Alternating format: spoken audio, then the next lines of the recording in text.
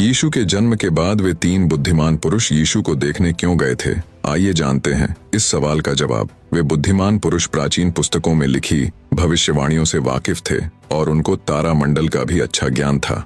यही कारण है कि जब यीशु का जन्म हुआ तो उन्होंने आकाश में एक नया तारा चमकते देखा, जिसे उन्होंने एक नए राजा के जन्म के आकाशीय संकेत के रूप में व्याख्या किया। और वे चमकती तारा को देखकर पूर्वी देश से यीशु से भेंट करने गए और वहां पहुंचकर दंडवत होकर बालक यीशु का आराधना किया और अपना अपना थैला खोलकर उसे सोना, लोबान और गंधरस की भेंट चढ़ाकर यीशु को यहूदियों का राजा और वादा किया गया मसीहा के रूप में स्वीकार किया। जैसा कि सोना यानी यीशु के राजत्व और शाही स्थिति के लिए, लोबान यीशु के दिव्यता और धार्मिक समारोहों के उपयोग के लिए, और गंधरस यीशु के भविष्य के दुख और मृत्यु की मार्मिक स्वीकृति के लिए। उनकी यह यात्रा केवल नए राजा से भेंट करने तक सीमित नहीं था, बल्कि आध्यात्मिक मान्यता और आराधना का कार्य भी था। 2. यीशु के जन्म के बाद उसको यरूशलेम के मंदिर में क्यों प्रस्तुत किया गया था?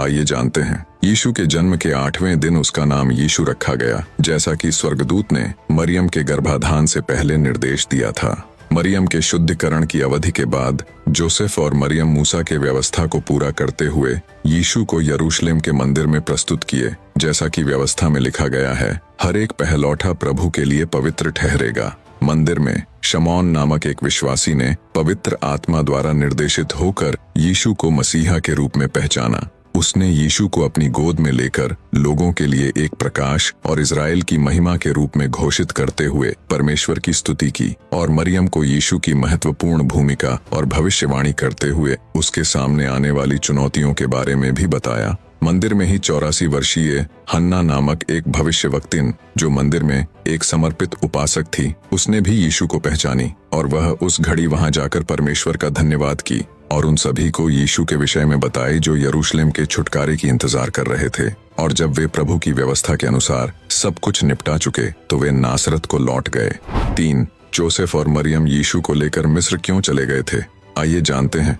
दरअसल वे तीन बुद्धिमान पुरुष पूर्व से एक तेज चमकते तारा का अनुसरण करते हुए बालक यीशु की तलाश में यहूदिया के लोगों से यीशु को यहूदियों का राजा के रूप में पूछते हुए वहां पहुंचे थे। जब यहूदिया के शासक हेरोदेस तक यह खबर पहुंची तो वह चिंतित हो उठा। उसने उस बालक को उद्धारकर्ता के रूप में नहीं, बल्कि अपने राज्य के लिए एक संभावित खतरे के रूप में देखा, जिसे हेरोदेस ने अपने सत्ता को खोने के डर से राज्य में सभी पुरुष शिशुओं को खत्म करने का क्रूर आदेश दिया। लेकिन इससे पहले कि हेरोदेस अपनी योजना को अंजाम दे पाता, रात को प्रभु का एक दूत जोसेफ के सपने में आकर हेरोदेस की योजना के बारे में चेतावनी देते हुए बालक यीशु और उसकी मां को लेकर मिस्र चले जाने और ना बुलाने तक वहां रहने का निर्देश दिया।